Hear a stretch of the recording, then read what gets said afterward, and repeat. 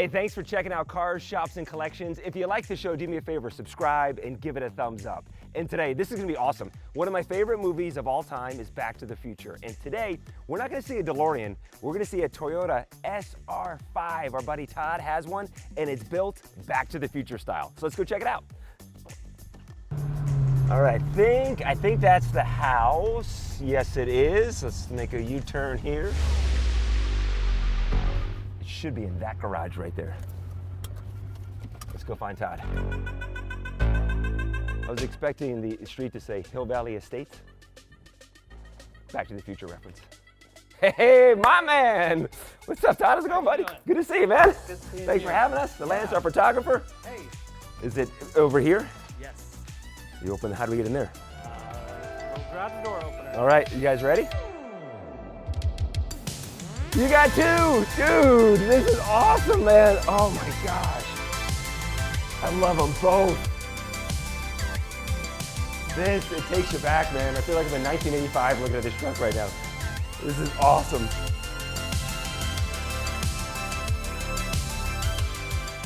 Hey, my name's Todd, big car fan, love the movie Back to the Future, so I'm going to show you the two that I have.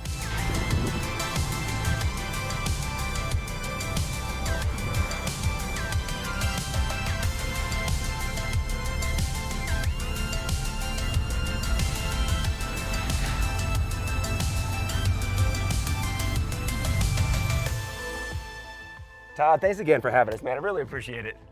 Absolutely, thanks for coming out. So when did you get this? So it's an 87, right? When did you get this? I've had this one for about 4 years now. And did it come Back to the Future style? I know you're a huge fan of the movie. Did you decide to build it Back to the Future style? No, it didn't look anything like this. It was a gray color. It actually had a camper shell on the back, and it looked nothing like it does now. I mean, you and I met a couple years ago, and I fell in love with this when I saw it for the first time, because you see Back to the Future, everyone sees the DeLorean, but as we see in the original movie, the truck comes by and Marty McFly just points at that truck, and I think every kid fell in love with the truck during that movie. Yeah, the famous line was, "Whoa, check out that 4x4. So tell me more about it. What'd you do to it? So what happened was somebody broke out the back window on the camper shell. I had always wanted to do a Back to the Future replica. I had the truck, it just wasn't there yet. Window's broken, gotta do something. So I figured that was the best chance I was gonna get. Took the camper shell off, started sourcing some of the parts, but it just takes a while, and then did a whole complete color change, a lot of interior restoration, and turned out to And this. here we have it. So it's an 87. So the movie, do you know this backstory on the first truck? Yeah, so the one in the movie was actually in 85. They raffled it off after the movie. Believe it or not, the owner traded it in 1986 for a Corvette. Did he really? For a Corvette. Somebody bought that from the dealership in New Hampshire. They kind of drove it around Northeast.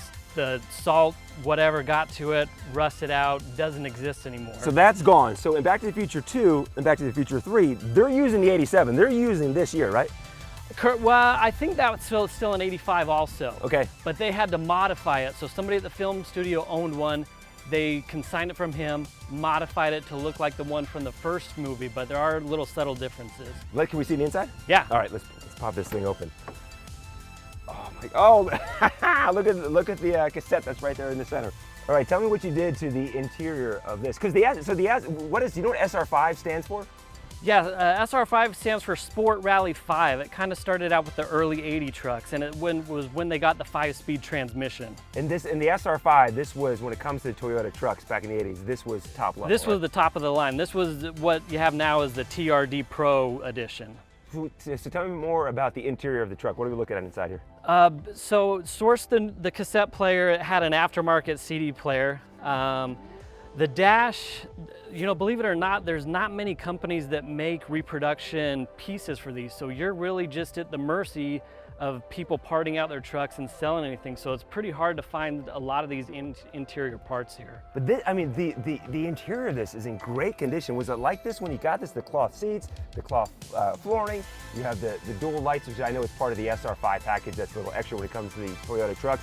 And then this is the extended cab or the extra cab.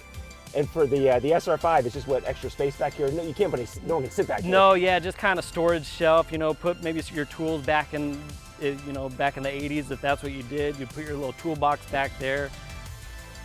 I mean, to have this car, if anyone, you know, a fan of Back to the Future, and to see this truck, I mean, to have something like this, when you're driving it, how many people are coming up and saying, I want to buy it, I want to go for a ride, get a picture? All the time. Like if I'll go in the gas station to get a drink, I'll come out, people are just waiting to talk to me about it. Because a lot of people, they had a truck like this in the 80s, you know what I mean? When they were in high school, college, this is what they wanted. And so a lot of people kind of have an attachment to these. And then you put in the movie aspect and it just kind of combines the two. It has to be the most famous Toyota in a movie. I can't think of any other Toyota that's more famous from a movie than the SR5. No, absolutely. This is definitely it. And what's, you think about it too, so we're in the 80s and they're putting the movie together and they're researching, okay, we can go Chevy, which is awesome, we can go Ford, which is awesome. They knew that this truck was the truck that guys wanted back in the 80s, so that's why they went with it. No, this definitely put Toyota on the map, I think. Okay, now you have more than one Toyota here behind us. This is, I didn't know you had this. This is a surprise to me. This is also an 87? Yeah, this is an 87. So this is the original 4Runner. Believe it or not, not many people know that the original 4Runner had the removable top. You know, you think of the 4Runner now, it's kind of a big SUV, kind of the soccer mom vehicle. Yeah. It used to be, it started out as an off-road rugged truck like this that had the removable top. And so these are getting very difficult to find. How many of these are in existence, do you think? This is an 87, and is there anything special about this one besides the fact that you have a 1987 4Runner in your driveway? Yeah, so this is an incredibly limited production turbo model. And how many of the turbos were made back then, do you know? Best guess is they made maybe 1,000 to 2,000 of these total. And by the best estimates, those that are left on the road are maybe 200 or less. Whoa. So this is something rare right here. Yeah. I noticed on the dash here, the turbo, would that actually light up when turbo kicks in? It does. When you hit boost, it'll slowly light up that turbo gauge. That's crazy. It's like a Nintendo game from the 80s. Exactly. Huh? It's got these really limited turbo stitch seats though. Even all the turbo models didn't come with the turbo stitch seats. I love when you have a car like this and then you have something even extra rare. And you said there's maybe 200 out there. I'm sure this slashes that number in half. Oh, definitely, definitely. This is great. Okay, test drive. If I had to pick one, you know I got to go with Marty McFly over here. Absolutely. Can we go for a ride? Absolutely, let's do it. I don't know where you're going to sit though, Lance, because that extra cab, there's not much room for you. All right. Here we go. Yeah. We have some pads there. Yeah, this truck is indestructible. Oh yeah, I think it'll be fine. These were the work trucks of the 80s. Yeah, this thing, you couldn't destroy this thing, man. So I actually learned to drive a manual transmission with this truck. Oh, you did? Yeah. So I didn't know how. I bought it from a guy on Craigslist. I said, this might sound weird. Can you just drop it off in front of my house? So he parked it out here and I just slowly started, filling out the clutch, taking little trips around the block, go a little bit further, a little bit further. So still rusty, don't judge me. No problem. What a car to learn how to drive stick in though, man. Right, but gotta put this and on. And it actually works? Oh, it works. Oh, this thing gets better and better.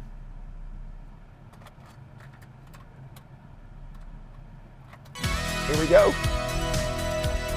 AC too? AC, believe it or not, yeah. Working AC in cranking. Las Vegas, yeah. Oh, we're living in luxury up here. Sorry, Lance, you're in the back. So then I had heard that, so after the filming of Back to the Future and Back to the Future 3, this Toyota was eventually stolen and found its way down to Mexico, and they're using it to run drugs in Mexico? Yes, using it to run drugs. The owner painted it like a bright orange. I think they were a Denver Broncos fan, so it was a little bit of orange, some blue. You wouldn't recognize it at all as being the truck from the movies. Somebody found it, notified a family up in Massachusetts, and they went in, bought it, and had it restored. Did they really? That's great. How often do you drive this? I try to get out about once a week. I'll make a run to the gas station, grab a drink, maybe go through the line at In-N-Out or whatever. My kids love driving it. And these are gaining more popularity. You showed me one that sold on Bring a Trailer for what, about 50,000 it sold for? Yeah, exactly. They're really starting to creep up in value. The Back to the Future replicas are. But yeah, they're selling right around 50,000 or so for decent condition Back to the Future replicas. What other cars are there from the movies? You have the DeLorean. Yep. You've got this.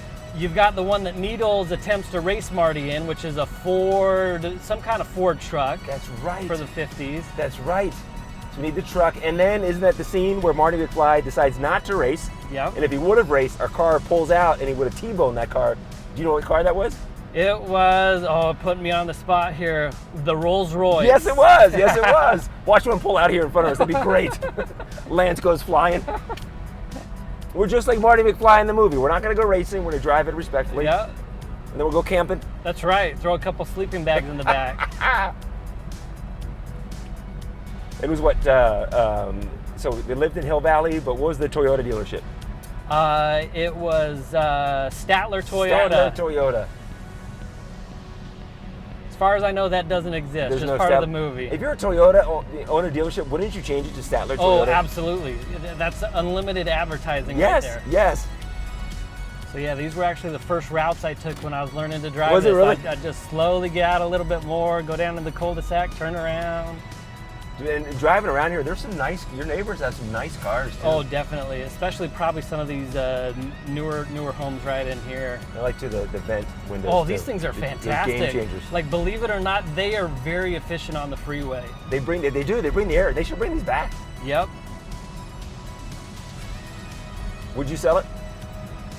You know, I thought about that. If somebody at a Toyota dealership offered me a brand new, top-of-the-line Toyota Tacoma trading for this, would I do it?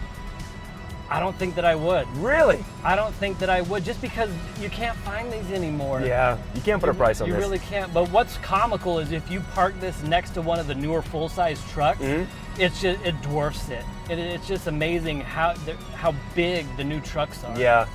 But something about this, though, the look, the front kind of squared off the front end of this car, I mean, you can't go wrong with this. Oh, it's really aged well. For being 35 years old, I mean, this is a truck that you can probably be proud to drive and own.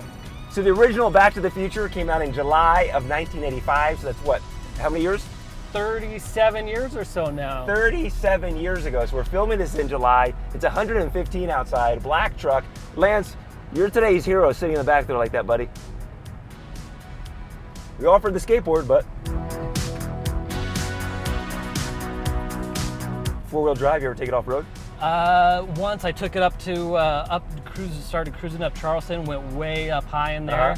Actually didn't even need it. This thing's like a mountain goat. Even without the four-wheel drive, it'll climb anything. Perfect. Dude, Todd, that was awesome, man. Thank you so much. Such an iconic truck, and to spend some time with us. Really appreciate it, buddy. Thanks for coming by. Before you leave though, can you clean it up just a little bit? Wax it or something?